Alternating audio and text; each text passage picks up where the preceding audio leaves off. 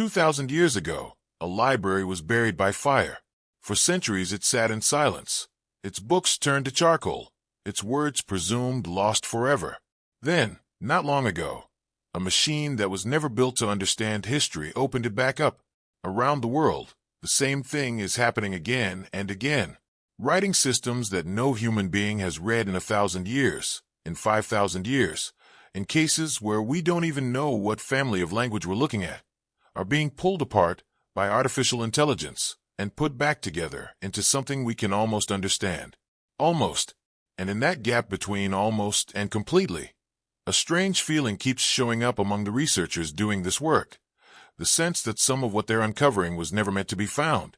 This is the story of how machines are learning to read the dead, and what happens when the dead start talking back. Across the ruins of vanished civilizations, writing is everywhere. It's carved into stone temples in the jungles of Central America, painted onto pottery shards in the Indus Valley, pressed into wet clay by Mesopotamian scribes, stitched into cloth by women in rural China, who were never allowed to hold a pen. Humanity has never stopped writing things down. The problem isn't that these messages don't exist. The problem is that most of them have gone silent.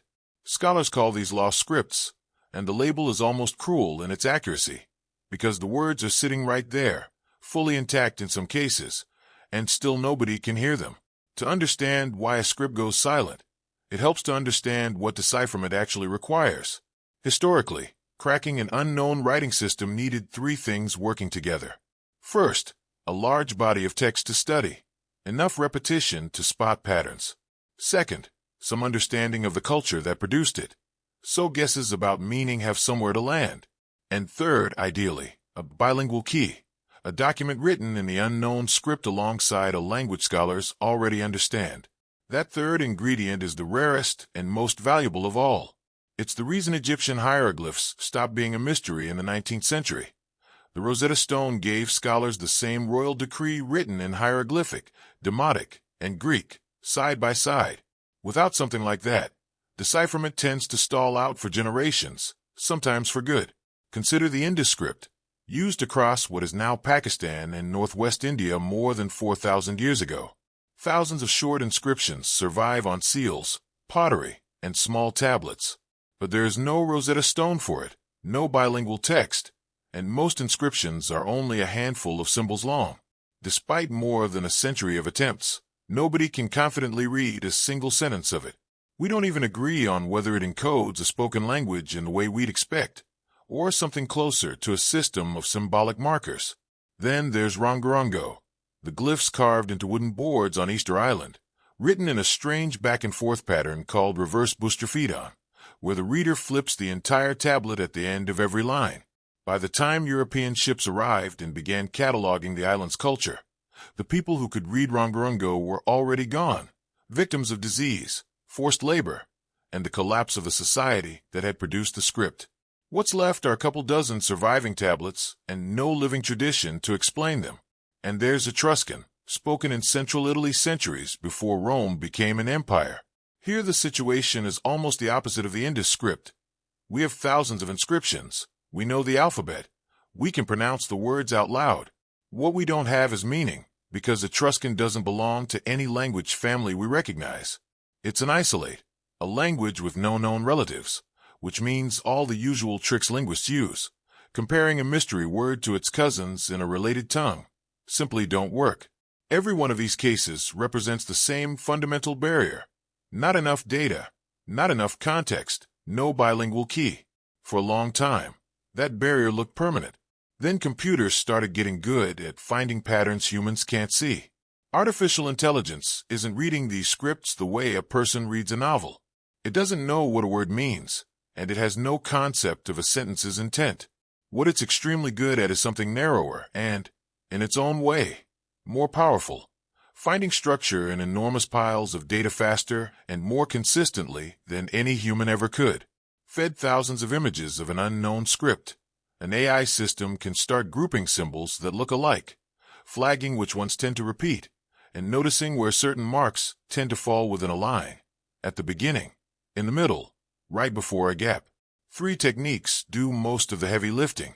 Language modeling trains a system on huge amounts of text, so it can learn what tends to follow what, essentially building an extremely sophisticated sense of probability. If a particular symbol is followed by another symbol in 9 out of 10 known instances, the model starts to expect that pairing, and when a damaged or missing section shows up, it can offer an educated guess about what belongs there. Character segmentation solves a more physical problem, since ancient writing is often smudged, faded, or overlapping. AI tools can isolate individual marks from a noisy, degraded surface and sharpen them enough for further analysis, similar to how audio software can pull one voice out of a noisy recording. And symbol clustering groups similar shapes together based on how they look and where they tend to appear, which is often the first step toward guessing whether a given symbol functions like a name, a number, or a verb. None of this is theoretical. Researchers used pattern recognition software to study the handwriting on the Dead Sea Scrolls and determined that one scroll, long assumed to be the work of a single scribe, was actually written by 2 different people whose handwriting was almost indistinguishable to the naked eye. That's a small discovery in the grand scheme of things, but it proved the underlying idea. Machines really can see distinctions that generations of trained scholars missed. The next question was obvious. If AI could refine what we already knew about a legible language, what could it do with a language nobody could read at all? In the Mount Vesuvius erupted with a violence that reshaped the towns around the Bay of Naples. Pompeii is the name most people know, frozen bodies, streets buried under ash. But a smaller, wealthier town closer to the coast, Herculaneum, met a different fate. It was overrun by pyroclastic surges, blasts of superheated gas, and debris that swept through in minutes and reached temperatures well above anything a piece of paper should survive. And yet, in one specific villa, now called the Villa of the Papyri, and believed to have belonged to a wealthy Roman family, something did survive. An entire private library of papyrus scrolls was carbonized rather than incinerated. The heat turned the scrolls to blackened, brittle cylinders of what is essentially charcoal, but the shape of the writing, the physical structure of ink sitting on fiber, remained locked inside. For centuries afterward, that library was less a treasure than a taunt. Early attempts to physically unroll the scrolls destroyed as much as they revealed, since the carbonized papyrus crumbled at the slightest touch. Infrared photography managed to tease a few readable fragments from scrolls that had already been unrolled by earlier, more destructive methods. But the sealed scrolls, the ones still rolled tight, stayed unreadable. Scholars largely accepted that whatever was written inside them would remain a mystery forever. That changed with an unusual competition called the Vesuvius Challenge, launched in by a group that included former GitHub CEO Nat Friedman and University of Kentucky computer scientist Brent Seals, who had spent years developing the underlying imaging techniques. The idea was to combine non-destructive scanning with machine learning to virtually unroll a scroll without ever physically touching it. Researchers used high-resolution X-ray computed tomography, essentially and extremely precise, to capture the internal structure of a scroll in painstaking detail. The scans revealed the physical layers of rolled papyrus, but not the ink, because carbonized ink and carbonized papyrus are almost chemically identical and don't show up differently under a normal X-ray. The only way to find the writing was to train machine learning models to detect an almost invisible textural difference, a faint crackle pattern on the surface where ink had once been, subtle enough that no human eye could reliably spot it. In August, Luke Ferreter, then an undergraduate at the University of Nebraska-Lincoln, used that crackle pattern to train a model that revealed the first confidently readable word in one of the scrolls. Porphyros, ancient Greek for purple. It was the first word read from inside a sealed Herculaneum scroll in 2,000 years. Ferreter was soon joined by Youssef Nader, a biorobotics graduate student, and Julian Schilliger, a robotics student in Switzerland whose segmentation software had already won an earlier prize in the competition.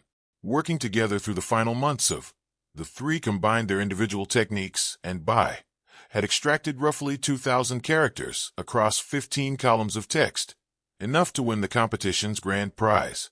What the scroll actually contained turned out to be a previously unknown philosophical work, likely written by Philodemus of Gadara, an Epicurean philosopher who taught in the circle connected to the villa's owner. The recovered portion is an ethical treatise, largely concerned with pleasure, and specifically with the Epicurean argument about whether things that are rare and difficult to obtain are genuinely more pleasurable than things that are abundant and easy to get. It's a work of careful, argumentative philosophy, not a prophecy and not a warning. That's worth sitting with for a second, because it's easy for a story like this to drift toward ancient text predicts disaster. And that's not what happened here. What happened is arguably stranger in a quieter way. A philosopher writing about the nature of pleasure and scarcity, in a library that would be buried by fire before anyone could copy his words elsewhere, so that the only surviving version of his argument spent 2,000 years sealed inside a lump of volcanic charcoal, waiting for a technology nobody in his lifetime could have imagined. Only about 5% of that one scroll has been read so far, and the villa is believed to contain hundreds more, most still unopened, some possibly written in Latin rather than Greek, which raises the real possibility of recovering entire lost works, plays, philosophical treatises, historical accounts, that exist nowhere else in the historical record. The Vesuvius challenge continues, with new prizes offered for extending the readable portion of the scrolls and for automating more of the pipeline. Every additional column recovered is, in a very literal sense, the resurrection of a voice that fire tried to erase. Long before anyone in the Mediterranean was rolling papyrus scrolls, priests in Bronze Age China were asking the future for answers and writing the questions down. The oracle bones of the Shang dynasty, dating back more than 3,000 years, are some of the earliest confirmed examples of Chinese writing. Diviners would carve a question into a turtle's shell or the flat shoulder bone of an ox, apply intense heat until the bone cracked, and then interpret the pattern of the cracks as an answer from the ancestors or the gods. The questions themselves were often preserved right there on the bone alongside the crack. Whether a harvest would succeed, whether a military campaign should proceed, whether a coming season would bring sickness. For most of the last century, translating oracle bone script has depended on slow, careful comparison with later forms of Chinese writing, work that requires deep specialist training and still leaves many characters uncertain or disputed. In Chinese research teams introduced AI systems trained on hundreds of thousands of digitized bone fragments, using image recognition to match damaged or fragmentary glyphs against known character forms and to propose readings for characters that had never been confidently identified before. The technology doesn't replace the paleographers doing this work, but it dramatically speeds up the process of narrowing down possibilities, letting human experts spend their time evaluating strong candidates instead of searching from scratch. What emerges from this growing body of readable inscriptions isn't a hidden warning system. It's something more human, a governing class using every tool available, ritual, record-keeping, careful observation of the sky and the seasons, to manage genuine uncertainty about famine, illness, and conflict. The bones don't predict the future so much as document how seriously Bronze Age China took the project of trying to see it coming, and AI is now letting us read that anxiety in far more detail than we could before. Move forward more than 1,000 years and across the ocean, and you reach the Maya world, where cities of stone pyramids, ball courts, and palaces rose across what is now southern Mexico and Central America. Maya writing is one of the most visually intricate systems ever devised, a mix of glyphs that can stand for a whole word, a syllable, or a concept, often stacked and combined in dense, decorative blocks. For much of the 20th century, these inscriptions were largely unreadable, dismissed by early scholars as decorative rather than linguistic. Decades of patient work by epigraphers gradually cracked much of the system, and now machine learning is accelerating what remains. Trained models can segment and classify glyphs on badly weathered monuments with a level of precision and speed that would take a human specialist years to match by hand, extracting individual signs from eroded stone with pixel-level accuracy. What these inscriptions increasingly reveal isn't limited to royal genealogies and religious ceremony, though there's plenty of both. They also record droughts, political upheaval, and the slow unraveling of once powerful city-states. Researchers studying the broader collapse of classic Maya civilization have connected inscriptional evidence with climate data pointing to a series of severe droughts around the 9th and 10th centuries, a period during which many great cities were abandoned. The texts don't read as prophecy. They read as record-keeping by people living through a genuine, documented environmental crisis, which is its own kind of unsettling, because it means the anxiety in these inscriptions is not symbolic. It's historical. A very different kind of secrecy shows up in Nushu, a script that exists nowhere else in the world in quite the same form, because it was created and used almost exclusively by women. In rural Hunan province in southern China, women were for generations denied formal education, so they developed their own writing system. Thin, angular characters worked into embroidery, woven into cloth, and exchanged in private letters between mothers, daughters, and sworn sisters. It was passed down entirely outside the formal school system, largely invisible to the men around them, and for a long time it was treated by outside scholars as a folk curiosity rather than a genuine, functional script. More recent computational work has taken Nushu seriously as a decipherment problem in its own right. Researchers have trained machine learning models on the relatively small number of surviving Nushu texts that also exist in parallel Chinese translation, using that limited paired data to build systems that can propose readings for previously untranslated Nushu writing. The results are still partial and the models still make mistakes, but the emerging picture from decoded material lines up with what oral history had already suggested. These were deeply personal documents about isolation, grief, friendship, and endurance, written by women who had almost no other outlet for those feelings. It's not a hidden warning encoded for the future. It's something arguably more affecting. Private testimony that was never meant to reach anyone outside a small circle of women, now being read by an audience its authors could never have imagined and, in most cases, would never have wanted. Not every lost text disappeared by accident. Some were erased on purpose, and the reasons for that erasure are their own kind of historical mystery. Take palimpsests, manuscripts where an original text was scraped or washed off a valuable piece of parchment so the material could be reused for something else. Parchment was expensive, and reuse was often just practical thrift. But in a meaningful number of cases, what got erased was material that had become inconvenient. Texts that conflicted with the religious or political orthodoxy of whoever controlled the archive. The most famous case is the Archimedes palimpsest, a 13th century prayer book, whose parchment had been recycled from an earlier manuscript containing several treatises by the ancient Greek mathematician Archimedes, including material found nowhere else in the historical record. Using a technique called reflectance transformation imaging, which photographs a page from many angles under varying light to catch the microscopic grooves left behind by long-vanished ink, combined with image processing software, researchers were able to reconstruct large portions of the underlying mathematical text in the early S&S, recovering ideas about infinity and method that historians of science had assumed were gone for good. The Etruscans present a quieter version of the same puzzle. As Rome expanded across Italy, Etruscan civilization was absorbed and its language faded from daily use, eventually going extinct entirely.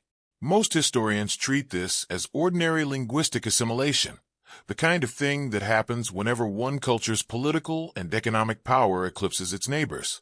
But some scholars have pointed to the specific fate of certain Etruscan religious practices, particularly rites tied to divination and prophecy, which Roman authorities treated with unusual suspicion compared to the wide tolerance Rome generally extended to conquered people's religions. Whether that suspicion contributed meaningfully to the language's disappearance, or whether it's simply one thread in a much larger and more mundane story of cultural absorption, remains a genuinely open question among historians, not a settled fact. And then there's the Voynich manuscript, arguably the most stubbornly resistant document in this entire story. Discovered in an Italian monastery collection in the early 20th century and now housed at Yale, it's filled with an entirely unknown script accompanied by strange botanical illustrations of plants that match no known species, diagrams that resemble astronomical charts, and images of women in what appear to be bathing scenes connected by tubular structures.